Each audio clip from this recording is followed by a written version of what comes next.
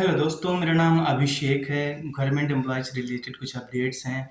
देखिएगा दोस्तों, है क्या कि जो राज्य अभी पुरानी पेंशन पे कोई भी पहल नहीं उठा पाए हैं, वहाँ के जो एम्प्लॉयज़ यूनियन हैं, वो पुरानी पेंशन बहाली की माँग कर रहे हैं। तो बाय द वे वो स्टेट सेंट्रल का पाथ ही फॉलो करने वाले हैं और जहाँ तक मुझे लग रहा है कुछ ऐसी अनऑफ़िशियल बातें भी सामने आई हैं। अभी ऑफ़िशियल कोई भी लेटर और कोई भी ऑर्डर्स नहीं आया है।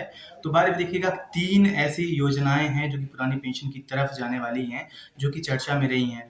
आंध्र प्रदेश ने लागू कर दिया है जीपीएस मतलब गारंटीड पेंशन स्कीम, जो कि पुरानी पेंशन की तरह ही है। उसमें बशर्ते ये है कि आपका एनपीएस के तौर पे रुपए कटता रहता है और उसी फंड से कुछ हेल्प मिल जाती है कि जो आपको लास्ट 50% जो आपका लास्ट विथड्रॉ सैलरी का रहता है और साथ में उसमें महँगाई भत्ता भी मिलता है, ठीक है ना? महँगाई भत्ता भी मिलता है साल में 2 बार। तो जीपीएस वो अलग है, मैं कई सारी वीडियोज़ में आपके सामने आया हूँ, बताया हूँ। 2 ऐसे और प्लान्स हैं। पहला प्लान ये है कि देखिएगा, जो आपका एनपीएस में रुपए कटता है, तो जो आपको एन्युटी मिलता है, ठीक है ना? मतलब जो आप एक साथ विथड्रॉ कर पाते हैं 60% और 40% आपको उसकी पेंशन बनानी पड़ती है। तो इस योजना के तहत एक और जो प्लान है कि आप 40% ले पाएँगे और 60% आपके लिए पेंशन बनेगी, तो जिसका अमाउंट कहीं न कहीं कुछ ज़्यादा होगा। तो ये देखिएगा, मेरे हिसाब से ये अच्छा नहीं लग रहा है। किसी भी हिसाब से आप देखेंगे कि हमारा ही पैसा है और कम ज़्यादा कि हम पहले जो ज़्यादा निकाल लेते थे, अब हम कम निकाल पाएँगे और ज़्यादा वाले का हमें पेंशन मिलेगा। तो इसका कोई कौन हमें कुछ ज़्यादा आइडिया लग नहीं रहा है। दूसरा ये है कि सरकार साफ-साफ बोल रही है कि हम पुरानी पेंशन देंगे, ठीक ना? ऐसी एक पहल चल रही है, ऐसी बातें चल रही हैं कि पेंशन तो मिलेगी लेकिन एक 40% या 45% हो सकता है लास्ट विथड्रॉन सैलरी का। देखिएगा, पुरानी पेंशन में क्या है कि जब आपका पेंशन मिलता है लास्ट विथड्रॉन सैलरी का 50% उसमें महँगाई भत्ता भी ऐड होता है, तो सैलरी भी बढ़ती जाती है। लेकिन इसमें क्या होगा, जो 40 और 50% 40 और 45% एक्चुअली जो आपका मिलेगा पेंशन के तौर पे, वो बढ़ेगा नहीं, मतलब उसमें कोई भी महँगाई भत्ता एप्लीकेबल नहीं होगा।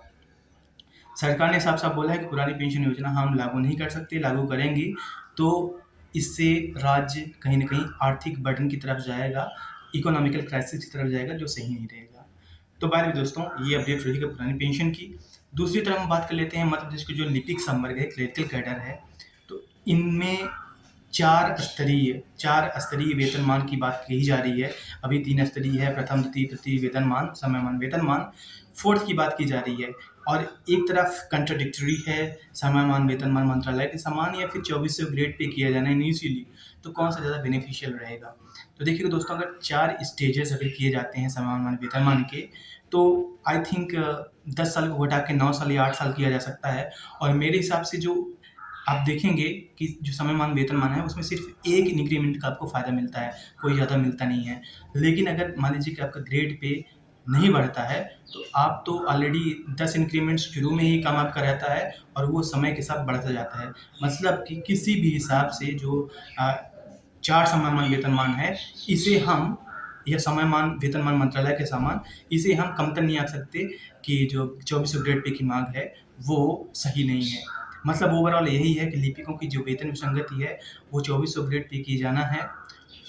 लेकिन जो समयमान वेतनमान है, वो वेतन विसंगति नहीं है, जिसको सामने ला के या फिर एक रिवॉर्ड की तरह दिखा के जो लिपिकों की जायज़ माँग है, रियल माँग है, उसको दरकिनार किया जाए।